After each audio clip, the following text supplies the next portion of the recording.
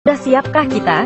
Kajian ilmiah seluruh pakar iptek di timur dan barat sudah 100% membenarkan peringatan Rasulullah 14 abad yang lalu ini. Dan janji Allah pasti benar dan tepat. Badan Meteorologi dan Geofisika menyatakan bahwa akan terjadi kemarau panjang yang akan melanda dunia. Diperkirakan kemarau panjang tersebut akan dimulai tahun 2019 hingga 2022. Cadangan air dunia saat ini hanya tersisa 3% saja. Lalu apa artinya informasi ini bagi kita? Artinya adalah keluarnya Dajjal telah sangat dekat. Dan munculnya Imam Mahdi telah berada di tengah-tengah kita, tanpa kita sadari. Ini berarti apa yang disabdakan Rasulullah telah terbukti. Dalam hadis tentang kisah Tamim Ad-Dari, keluarnya Dajjal ditandai dengan keringnya danau Tobaria, Tiberias, keringnya mata air Zugor, dan pohon kurma Baisan tidak berbuah lagi. Dan jika kita mengikuti perkembangan informasi terakhir tentang 3 pertanda tersebut, sudah nyata terjadi. Sudah 2 tahun ini, pohon kurma di Baisan tidak berbuah lagi. Diikuti dengan semakin minusnya mata air Zugor. Dan yang paling mencengangkan adalah surutnya air di danau Tiberias di Israel sudah sangat mengkhawatirkan. Sedemikian, sehingga pemerintah Israel sibuk mencari sumber air lain. Salah satunya perencanaan penyulingan air laut. Dalam hadits lain dikatakan bahwa Dajjal akan keluar dari sarangnya ditandai setelah terjadi kemarau dan kekeringan selama kurun 3 tahun.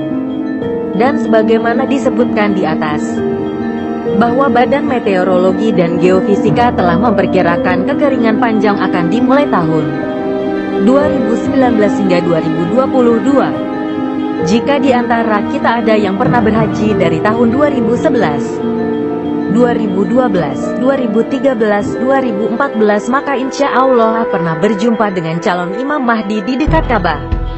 Dan hanya orang-orang khusus saja yang mengetahui tanda-tandanya. Dan kemunculan Imam Mahdi ini seperti yang pernah dinubuahkan oleh Rasulullah adalah ditandai wafatnya raja yang namanya bermakna nama hewan. Bisa jadi ia adalah Raja Fat yang artinya singa.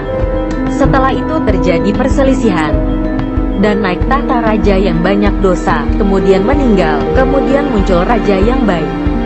Bisa jadi ia adalah Raja Salman. Wallahu a'lam.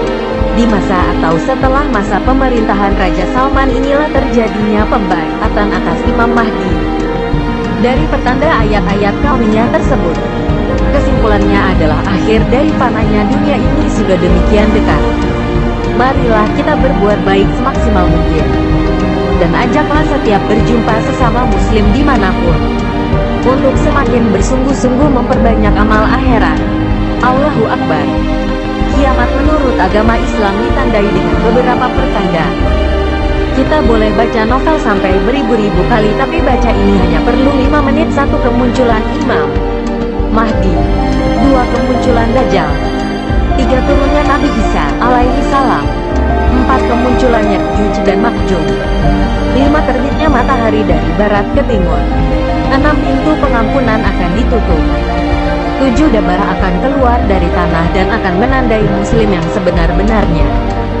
8. Kabut selama 40 hari akan mematikan semua orang beriman sejati sehingga mereka tidak perlu mengalami tanda-tanda kiamat lainnya.